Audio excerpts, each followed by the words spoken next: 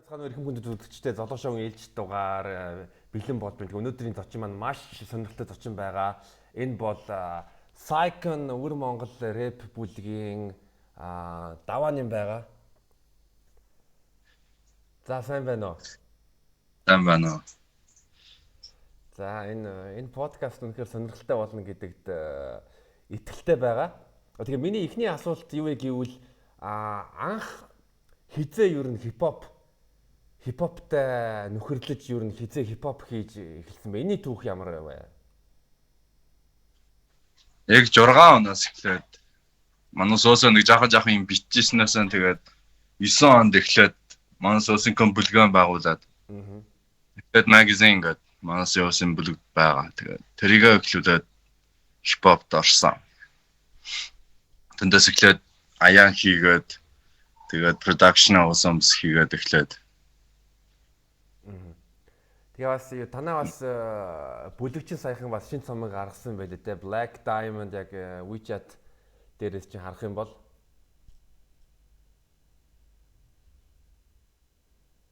байна уу?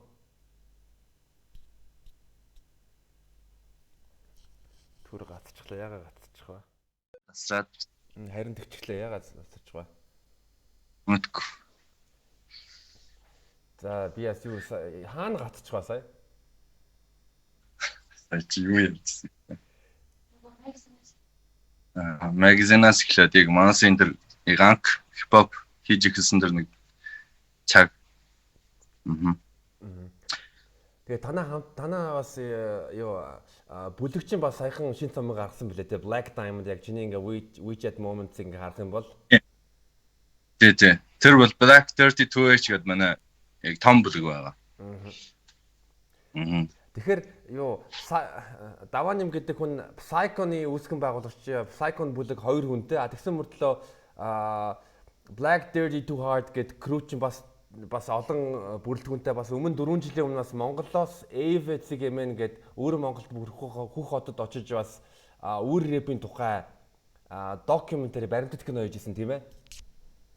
Тийм ээ. Яг юу Psycon бол манай хоёулаа биш яг эхлүүлсэн хүн манай яг гол хүн бол баг 4 байна.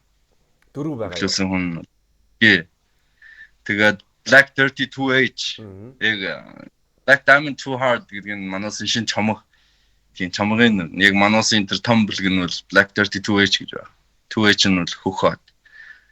Хар бүзэр хөхөт гэсэн. Тэгээд бас 4 жилийн өмнө чи бас юунд орсон бэлээ? AVC гэмэн гэдэг яг Ар Монголын тийм нэвтрүүлэгт Cypher хийгээд бас өөр Монголын рэпийн тухай баримтат кино. Тий. Тэнд оролцсон. Тэр үед яг халахаас гээд манаас яг шингэлт аваад тэгээд тэрийн яг өөр Монголын тухай хипхопын тухай юмсууд асуугаад тэгээд тэмдэглээд Уусаа аваачаад застаа.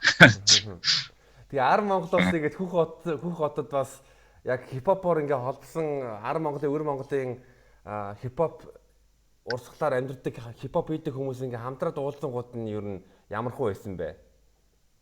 Тэр үед та нарт тэр үед бол юу гэсэн Тайван тэгээд баг бүгдээрээ яг үнэнчээрээ шүү дээ. Яг юу тэгээд байдаг байдлаараа л keep it real. Зөв. Psycon гэдэг нэрний утга нь яг юу агуулж байгаа юм? Psycon. Яг Psycon гэдэг нэр нь бол эхлээд бол яг юу гэсэн тэр бол сэтгэлийн нэг юм шүү дээ. Psycon гэдэг чинь мэдрэлийн жанг яг мэдрэлийн нэг мөхлөг гэдэг. Яг англиар бол тийм утгатай байна. Тэгээд манусыг Учаад энэ Psycon гэдгийг монголоор нэг уншаад үчихэд сайхан болоод. Psycon сайхан. Сайхан гэдэг. Яг манус ер нь өөсөө яг дуу хийх талаар юм бол өөрийн талдаа яг таалагдсан тийм сайхан дуу хийлгээд бодоод яг тэгээд хамгийн сүүлд нь ийм нэр тогтсон. Psycon. Тэгэхээр чи бол сая хэлээ 2006 онд ер нь бол үг өөрийн гэсэн production тэгээд ай хийж эхэлсэн. Psycho-ыг эхлүүлэх шалтгаан нь юу байсан? Яг сая хэлээ л да өөртөө сайхан өөртөө сайхан таалагдж байгаа дуу бүтээх. Тэгээд бусад нөгөө 3 гишүүдэд танилцуулбал бас манай үзэгчдэд сонирхолтой байхаа гэж бодож байна. Аха. Яг манай бусад 3 гишүүн бол 50 гэж орцсон нэг залуу байгаа. Монгол рэпер. Тэгээд Алса гэж, Slay гэж. Тэгээд бас Амгалан Гаж гэж. Яг манай дөрвөл цуг эхлээс. Аха. Дөрвөл. Тэгээд 2018 онд YouTube дээр бол YouTube channel дээр бас манай сонсогчдод бас сонсоод аваарай. Psycho-ны Sun Moon гэдэг Narsar гэдэг утгатай цомог нь байгаа 15 трактай. Би тэгээ ойрын хэдэн хоног бол танаа цомгийг чинь ер нь өдөр болгон сонсч байсан. Ер нь те өглөө нэг сонсох өөр те орой нэг сонсох өөр. Тэгээ тэр цомгийг бүтээх талаар хаваалцаж яг гэвэл амар миний хувьд бол амар тийм гоё маш чанартай цомог болсон. Баярлалаа. Манусыг нэг гоё чанартай цомог хийгээд яг сая чиний асууж ирсэн чинь яг ягаад Psycho гэдэг Psycho хожоогоос ихсэн гэдэг чинь нэг эхлээд манусыг underground hardcore hip hop дуулжсан тэгээд яг хүмүүсийг тэн дотор ч баахан яг тийм яг хараад үг юм уу яг тийм юмсууд их олон байгаа. Хүүхд байжсэн яг тэр үеийн нэг дэмтгэс сэтгэлийн дараасаа нэг хүнд илтгэх нэг тийм нэг явц юм уу? Нарыг тийм байдлаасаа гарч ирээд өөрийнхөө яг бодсон яг дууны урлаг гэсэн юм хийх гэдэг Psycho гэсэн нэр өгөөд манаас яг тэр үеийн яг манай нэг бүлэг хүмүүс яг өөрийнхөө нутагтаа хараад байжсан. Манай бас 3 халахын membersтэй байсан. 3 халахын membersтэй байсан юм уу? Тий. Тоги гэж Эрдэнэ гэж Jason гэж 3 халахын найзууд байсан юм а тэр үед. Тэгээд манай дулж байгаа гэсэн. Тэгээд тэр чинь яг манайд бол дээд дунд шүү дээ. Дээд дунд чинь 9. Яг 9 онд бол 9 дугаар онд бол манайс чугнаадсэн. Тэгээд яг дээд дундаасаа төгсөөд их сургуульд орно гэж ихэд яг бүгдээрээ бутраад тэгээд яг өөрийнхөө яг гэр дайрсан, нутгатаа ирсэн найзууд байгаа. Тэгээд Хөг хотод үлдсэн найзууд байгаа. Тэгээд яг манайс үлдсэн дөрвөл байсан тэр үед. Тэгээд манай дөрвөл нийлээд Psycho гэж шинээр аваад тэгээд нэг сайхан шин сайхан дуугуудыг оролдож үзьгээд яг тийм утгатай авсан юм а Psycho гэдэг нэрээ. Миний 2015 2014 онд. Тэгээ бас нэг гоё юм гэвэл та нар одоо аяа битээ өөрсдөө хийгээд тэгээд дээрс мэд cover art нь ч гэсэн надад бол бүр амар таалагдж байгаа. Таад ер нь ингээд энэ хөл хорой энэ цар тахал дуусангууд Монголд хурж ирэх боломж байвал ер нь Монголд хурж ирээд яг Psycho-нороо тоглолт хий гэж бодож байгаа юу? Монголд ч юм уу, Брэдд ч юм уу? Монголын ахын дүүстэйгээ уулзаад нэг тоглолт хиймээр санагдаж байна. Ер нь бол уусаа нэг тусгай нэг тийм нэг концерт хий гэж бодож байна. Манай хоёрч бол одоохондоо нэг хэрвэн газараар ивэгээ бодож байна, нэг хэрвэн хүмүүстэй танилцчихъя бодож байна. Ягаад гэвэл ингээд Psycho-ны дуунуудыг бол Монголын залуучууд бол маш их сонсдог. Жишээ нь ингээд Улаанбаатарт ингээд таксинд суунгууд одоо танаа morning гэдэг дуучин явж байгаа байхгүй юу? Тийм үү? Гоё. Стагай. Тэгэхээр бол манай энд Гэхдээ яг манай тэгтэр сонсохгүй юм ба. Халахад бол сайн явж гэмээс. Халахад бол сайн явж байгаа. Миний санаж байгаагаар би өөрөө Монголд хурж ирээд 3 4 жил болж байгаа. Өмнө би Европт амьдарч ирсэн. Герман тэгээ Польшт. Тэгэхээр би бол ер нь Монгол хөгжимийг маш их сонирхдаг байсан. Бас гэтээ өөр Монгол рэпийн нэг YouTube channel гэдэг юм. MN Freezy гэж би одоо сайн санахгүй байна. Freezy гэж. Freezy. Тэрэн дээр бол хаяа ер нь бол Баянга тэр өвөр Монголын рэп дуунууд ер нь тавигддаг байсан. Одоо яаж байгаа юм бол би яг сайн мэдэхгүй байгаа. Яг тэр бол яг менежер хийсэн уусаг нэг вебсайт байгаа. Тэгээд манай хууд яруу тэгээд амьдралдаа яраад шиг мөнгөний талаар гацгадаад яг манай хүнд бол бас нэг талаар хэлэхэд яг өвөр Монголын хипхоп рэпи дэмжиж байгаа хүн яг тийм амар аргун биш. Яг сонсож байгаа хүн таатай цөөх. Тэгээд үлдсэн нь бол яг Гэтэ би зүгээр өнөөдөр нэг бас нэг өөр нэг найзтайгаа зүгээр ярьсан. Тэгээ юу гэж дүгнсэн бэ гэвэл манай өвөр монголчууд бол ер нь Монгол үе соёлоо хадгалахын тулд илүү их мөнгө зардаг. Харин энэ ар Монголтойгоо монголчууд бид нар тэрэн дээр нэг санаа зовдгоо. Тэгээд соёлоо дэмжихэд жишээл уран бүтээлчтэй нэг тийм мөнгөөр ариун дэмждэггүй гэж бид нар бодсон л доо.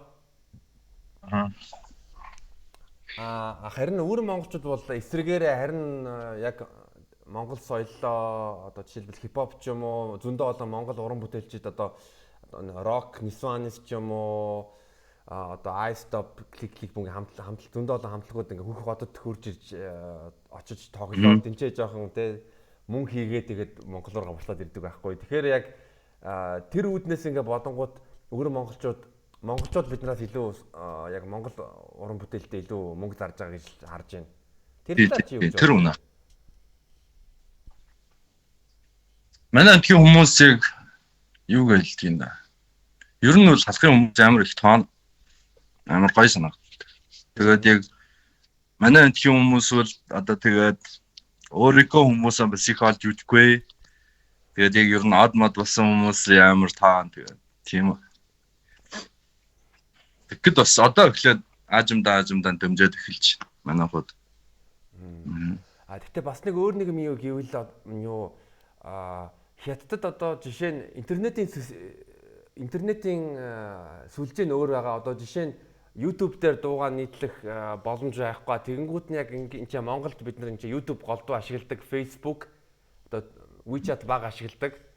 Тэгэхээр бас нэг энээс болоод бас яг одоо жишээлбэл ар Монголын дуучид ч юм уу Монгол өвөр монголчуудтай дуугаа таниулах ч юм уу эсвэл дээрс мэд өвөр монгол дуучид ч гэсэн монголчуудад дуугаа одоо хуваалцахад бол асуудалтай байгаа гэж би харж байна. Тийм үү. Тэр үнэ.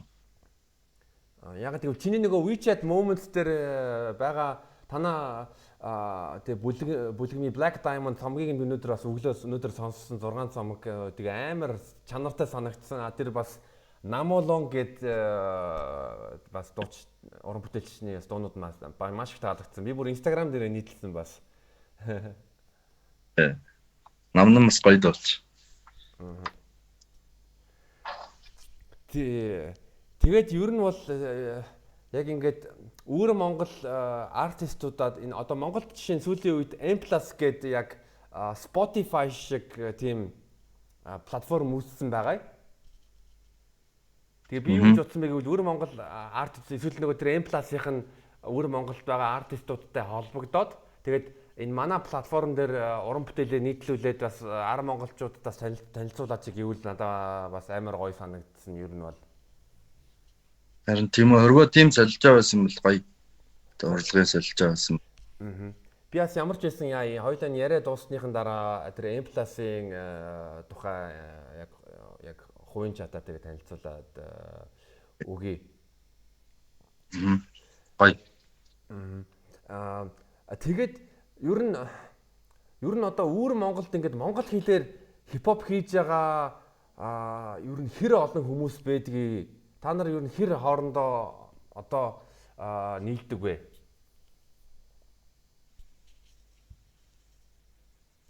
Монголоор дуулж байгаа хипхоп дуулж байгаа хүмүүс их тоог нэтлэнэ.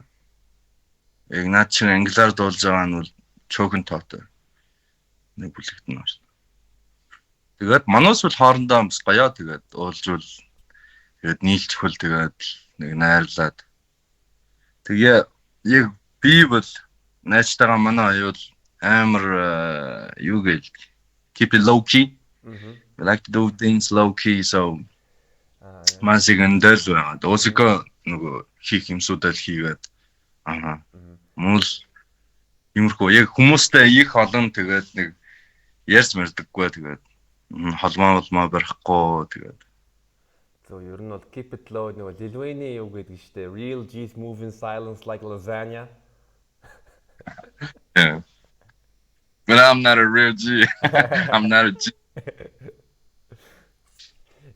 Тэгээс нэг Psycho-ны онцлог гэвэл яг монголоор ч сайхан үгэлчих нь англиар ч гэсэн сайхан үгэлчих нь ер нь англи хэлийг яаж сурж исэн бэ? Би бас юуг сурж исэн бэ гэвэл багада Америкт амьдарч исэн гэж тэр үнэ юм уу?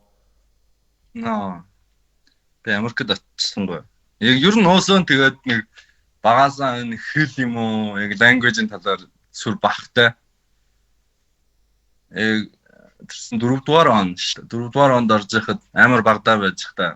Eminem-ийн дуугийг сонсоод тэгээд худлаад агж үгэлж байж иж тэгээд үгийг буулгаад англи үг ярьж сураад тэгээд нэг хэдэн жил өнгөрсөөр тэгээд яг өөрөө л англиар битдэг болцсон. Өөрөө л сурсан тэгээд. Тэгэхээр the self-made millionaire, self-made English speaker. Yeah. Yeah. English. Nice. Тэгээд давааны бас 2019 онд Монголд ирж исэн бас өмнө хийдэгдээ Монголд ирж исэн чинь ер нь чамд Монголд ирэх ямар санагдчихсэн бэ? Улаанбаатарт яг ямар зорилго байсан бэ? Аха. Залуучуудын газар л тэгээд санагцаанууд бол хөдөө нь бол бүр яг өстой монголаараа яг тэр гоё. Дагаал нь ч гоё тэгээд хотонд нь бол залуучууд арван тэгээд хамгийн их суугдлуудаас нөгөө гэргийн 5-нд орой хүмүүс бүр тэгээд нэг шаамун дараад яг Осика тэргэн дээр Осика хамгийн дуртай дуу хамгийн их дуун дээр нь тавиад тэгээд жээл дээр явах нь өстой гоё. Тэгээ 2019 онд Монголд ирж байхдаа ер нь хэр удаж ирсэн Улаанбаатарт? Улаанбаатарт удаагүй. Тэрс нэг хэдий удаан ч гэсэн 2 гэр. Хагасаар суусан тэнд очиод. Хагасаар. Тэгээ Улаанбаатарт ер нь яг эрэхтэй ер нь шоуцсон ер нь Улаанбаатарын бас Монгол хипхоп артистуудтай холбоо тогтсон эсвэл low key байсан уу? Монголд байсан нэг хэдэн нөгөө видео хийдэг найзуудтайгаа нэг уулзаад. Тий, тэднээсээ уулзаад өөр их хипхоп артисттай уулзсан ба. Зүг. Арай төвшөөгээд залуутай уулзсан уу юу төвшөө? Жи ахын нөгөө тоглолтод ороод. Жигээд тэгээд нөгөө житэй уулзсан юм уу те? Тий. Шинэ цавын инээлтнээс. Тэгээд нэг их яруу хүнтэй уулзаад таарад. Гоёс. Тэгээ 10 Монголын одоо жишээлбэл жигийн тоглолтыг үзээд ер нь тэгээд бас Монгол хипхоп сонсогчдыг хараад ер нь чамд ямар сэтгэл төрсөн бэ? Хипхоп яг Монголд нэг гол урсгаад энэ нэгэд яг тийм төрөгдөл өгсөн надад бол.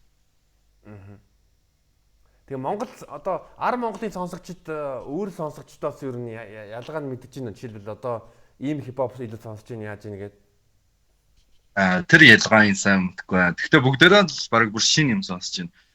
Тий. Манай энд хийх чинь тэгээд дуу муу сонсохдоо тийм амар дөнгөн биш ээ.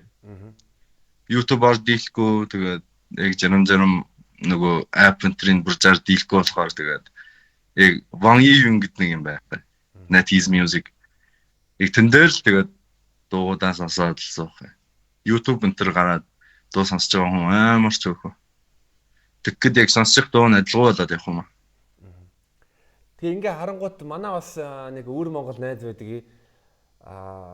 Тэгээ тэр маань юу хаяа ингээд момент дээр ингээ харангуут нь одоо жишээлбэл Вандебо Монголын 10 Монголын Вандебо ч юм уу эсвэл өөр хипхоп дууны постлсон байдаг. Тэгэхээр хүмүүс ер нь өөр Монголд ер нь сонсдог юм байлээ та Монгол яг 10 Монгол хипхопыг сонсон. Тэгээд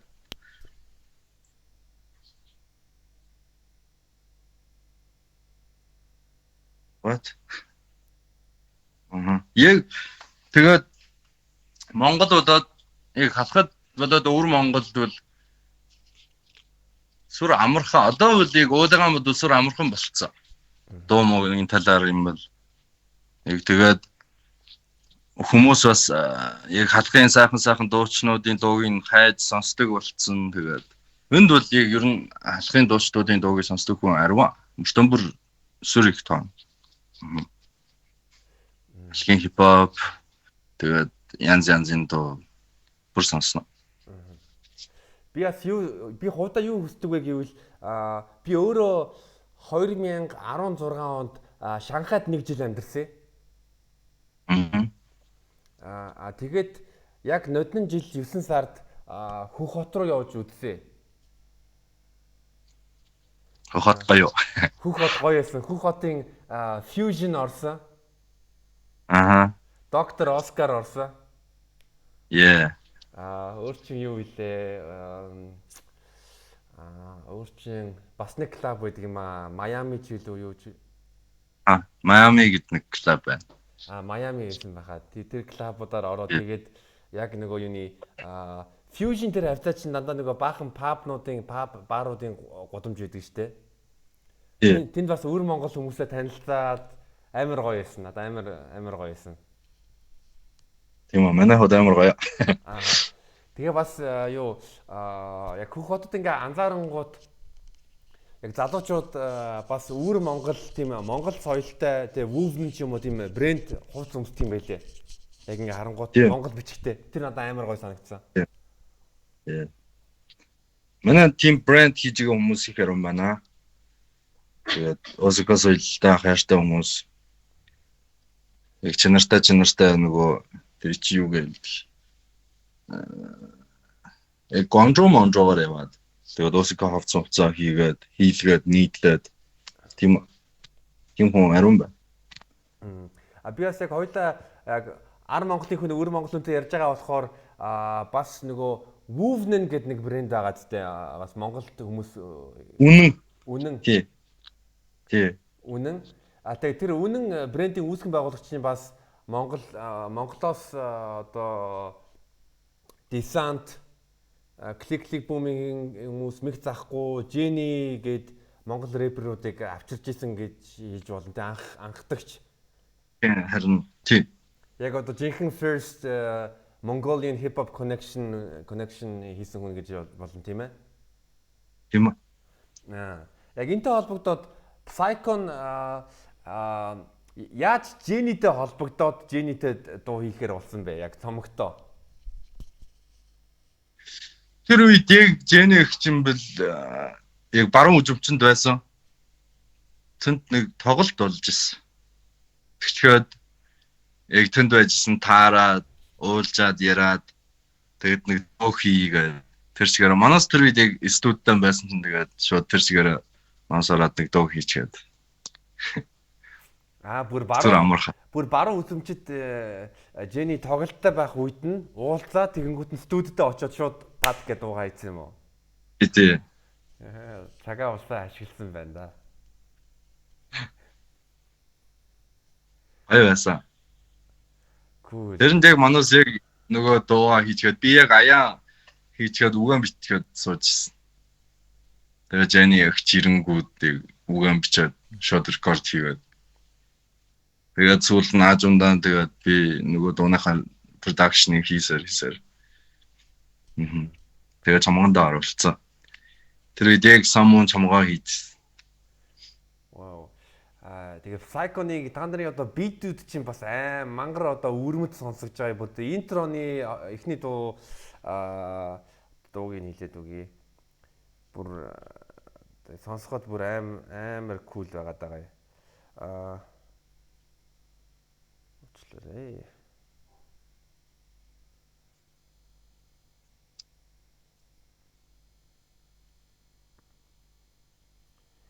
The Bad Motherfucker гэдэг дуу байгаа. Тэгээ тэр your beat нь бол яг тийм хипхоп мөртлөө бас тийм Монгол соёл тийм Монгол тийм донч байгаад байгаа юм. Яг та нарын бүх ер нь бит хийх ер нь хэдэнээс хойш бит хийж эхэлсэн байдаг. Ямар програм ашиглаад бит хийж байна? Бит анх оролцогч нь нэг 2007 оноос 2008 онд баг эхэлж оролдоо. Тэгээд 9 оноос эхлээд яг аяа хийгээ эхэлсэн. Production бол баг нэг 2012 оноос эхэлсэн. Production. Яг FL Studio гэдэг нэг програм байдаг штэ. Тэн дээр нийтэм мөр. Тэрийг 10 жил зарсан. Одоо still FL Studio. Yeah, still FL Studio. Тэгээ бас саяхан бас Wonder Art Production бас дойчсны Дукагийн хөдөөний баяслан гэд дууны битийг хийсэн. Тийм. Дукатай яаж холбогдсон? Яаж бие биентэйгээ танилцсан? Дукатай бол манай найз бас нэг яг манай өвөр Монголын нэг найз байгаа. Тэр гадаад байдгийн. Тэгээд тэр бол улдаар Тукаватай ярьж холбогдчиход тэгээд миний энд ай хийж ийн гэдэг танилцуулсан манай хоёрын хооронд нь. Тийм. Тэгээд манай хоёр холбоо бараад тэгээд би аяа өгөө тэгээд манустай хийсэн нэг хоёр дуу. Яг би бас юу гэж бодсон бэ гэвэл одоо өвөр Монгол хүн тэгээ битийг хийгээд тэгэнгүүт нь ар монголчууд ингээд дуулаад бас цаашдаа ер нь ар Монголын рэперүүдтэй хамтраад уран бүтээл хий гэж бодож байгаа юу? Бодчихно. Яг янз янзаар хүмүүстэй бүр дуу хийж үжигээ бодож байна манай хоёр бол. За ер нь ямар артистуудтай дуу хиймээр байгаа гэдгээ хэлж болох уу? Одоохондоо ярихгүй. That's a secret. That's a secret. Okay, I'll keep it secret. Тэгээд шинэ цомогч хүмүүс шинэ Psycho-ноор шинэ цон дуунуудаа юу хизээ гаргая гэж бодож байна.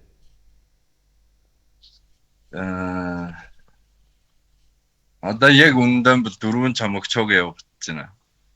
Манай 4 цомог уу? 4 цомог. Тий. Тэгээд яг элийн төрөнд нь явуулна уу, гаргана уу?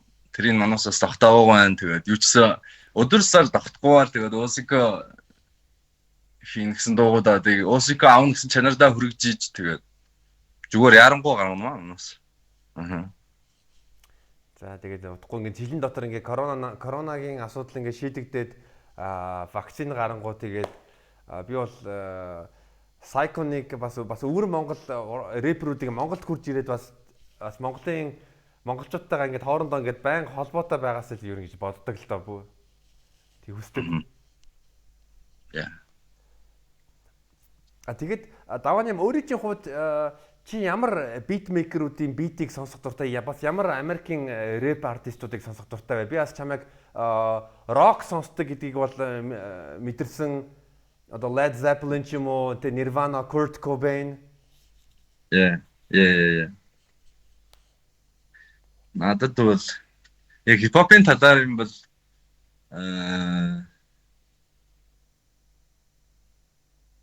Dr. Dre for sure. Dr. Dre. Dre тэгчгээд одоо юм бол өмнө хэсэг Metro Boomin. Тийм, Michael made it тэгчгээд Mother on the Beat. Их харин байна. Үндэн бол би бол ямар янзын дуу production-ын бүр сонсноо. Над бол бүр гоё санагдав. Тий. Их харин байна. Харин одоо өвөр Монголд одоо Монголд жишээ нь beatmaker гэж ярих юм бол тий Man on the Moon одоо Lil Tagi тэгэнгүүт нь бас юу Sancho гэд байгаа бас G-ийн дуунуудын битийг хийдэг Luya гэд байдаг. Юу н өвөр Монголд beatmaker-үүд хэр олон байх вэ?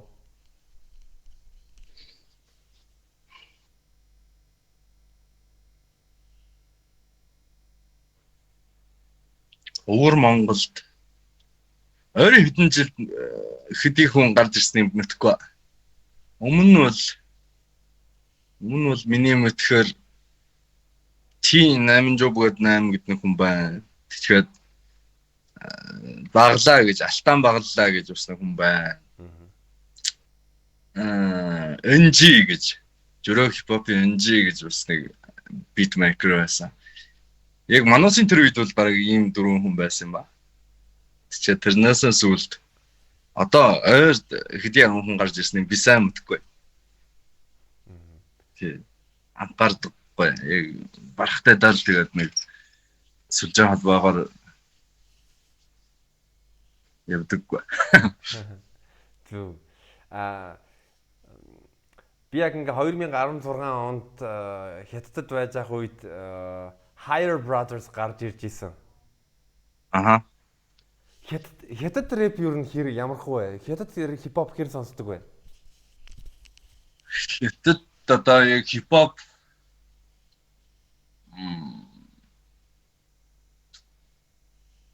надад өгсөн төрөгдөл нь бол одоо Хятадд бол баг бүгдээрээ л баг бүр хипхоп болох тийм чадвартай болчихсгийг санагдаж байна одоо бол. Зүгээр ардууд нь тэгээд гэхдээ яг жинхэнэ real hip-hop юм бол чөөхөө. Яг нөгөө урсгалын дагаад зүгээр наадж байгаа хүмүүс арва. Хятадын Drake хиний гэхгүй юу? Yeah. Who is the Jack Ma of Chinese hip-hop? Яг тэгээд Higher Brothers бол гоё.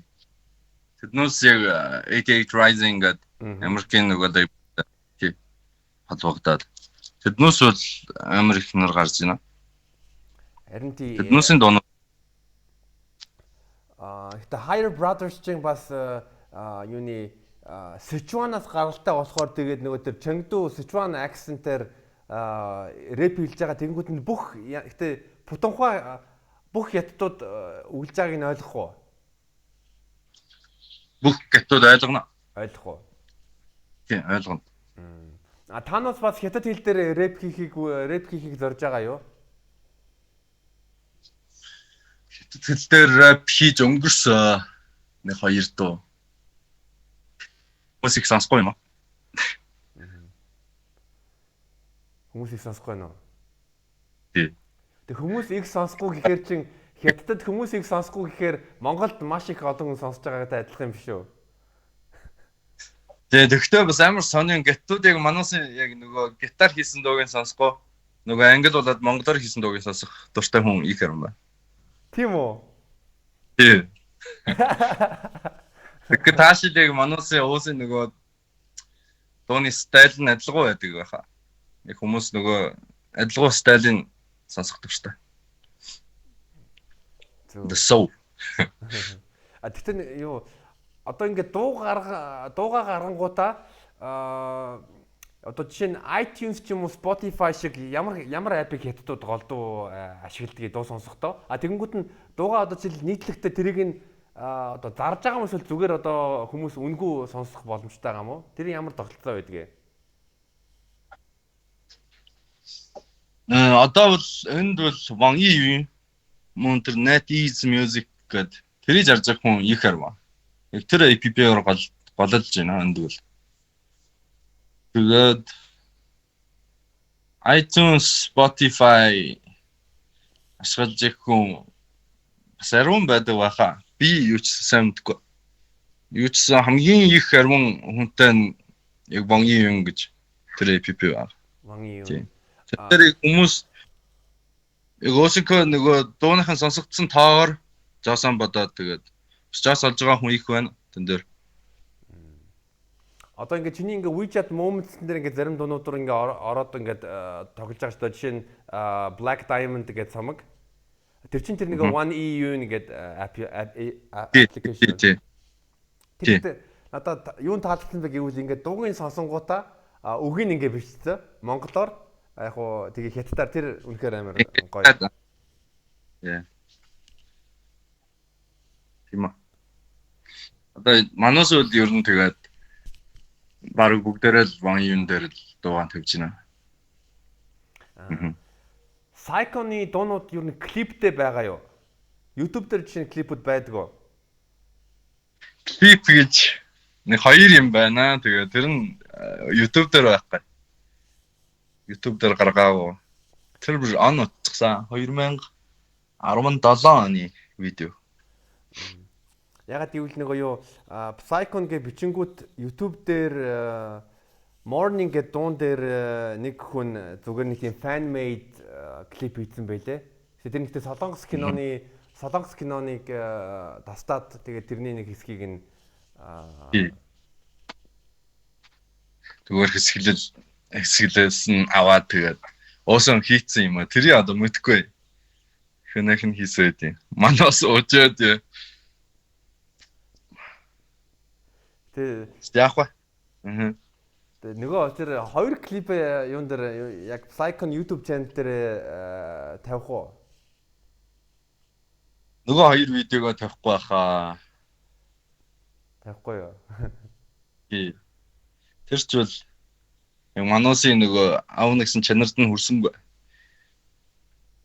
Тийм видео. Ер нь бол дараа нь Монголд хурж ирэхдээ бас Монголын видео мейкеруудтай хамтарч байгаа дуунуудын клипийг хий гэж бодож байна уу? Тийг нэг тийм Харин тэгээд манай найзууд бас тэгээд нэг яриад авсаа. Яг ярьж бараад дэмий утсангүй корона гэдэг ихэр уучирсаад энэ жил. Зүг. За өөрчин юу асууж ирсэн бэлээ. Тэгэхээр ер нь Psychon хамтлаг бол ер нь дөрвөн цомог дээр маш их ариун ажилтай байгаад байгаа юм байна. Тэгээ бас ингээд хөл хороо дуусангууд ямар ч хэлсэн Монголд хурж ирээд бас нэг тоглолт хийх юу н боломж байгаа юм байна. Мөн бас Монгол артистуудтай хамтарч ажиллаж байгаа. Бас Монголын үзэгчтэй ер нь Psychon өөрийнхөө өмнөөс мөн бас Psychon хамтлагийн өмнөөс юу хэлмээр байна? Баярлалаа. Яг манай доо тийм хол явахыг би бодож алаагүй юусэн. Бүгд нь таалагдчихвал тэгээд бүгд нь сайхан нэрийг авчирж өгч ивэл стай манастай гоё. Баярлалаа. Зөв. Хэдэн толчих вэ? Хоёулаа ч 40 минутын юм байна. За өөр ер нь бас надтай хамт ярилцах чамд сэдв байгаа юм бол би магадгүй би тэр юмыг асуугаагүй ч юм уу энэ талаар бас өшөө ярмаар байсан маа гэж бодсон юм байна уу?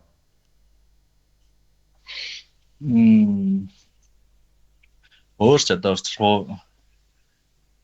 Тэгвэл манай хоёр дугаа хүн юм яа.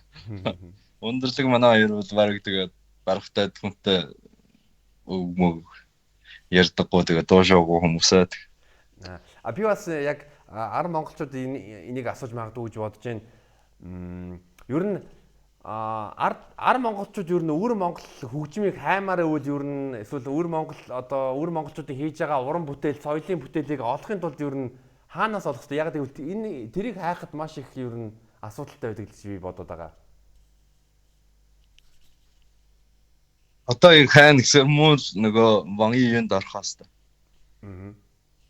Яг манай энтхийн урлагчдын нөгөө дууг гаргаж байгаа тийм платформ одоохондоо байхгүй. M3-ээс сүлд байхгүй. Яг хипхоп сонсохгүй юм бэлэг энтхийн яг тийм найруул дуу юм уу эсвэл энтхийн өөр нөгөө дуучнуудын дуугийг сонссоор өгшиг гэдэг нэг байгаа. Тийм. Тэн дээр их хөрөндөө. Одоо жишээ нь тэр их шиг гэдэг эптэй Монгол уран бүтээлчтэй холбогдоод өөрсдийнхөө дуунуудаа явуулаад тэгэнгүүт нь тэр их шиг апаар бас одоо Монголд байгаа хүмүүс дамжуулаад өвөр Монгол артистуудын дуунуудыг сонсох тийм нэг тийм сүлжээ үүсвэл бүр гоё болох байхаа.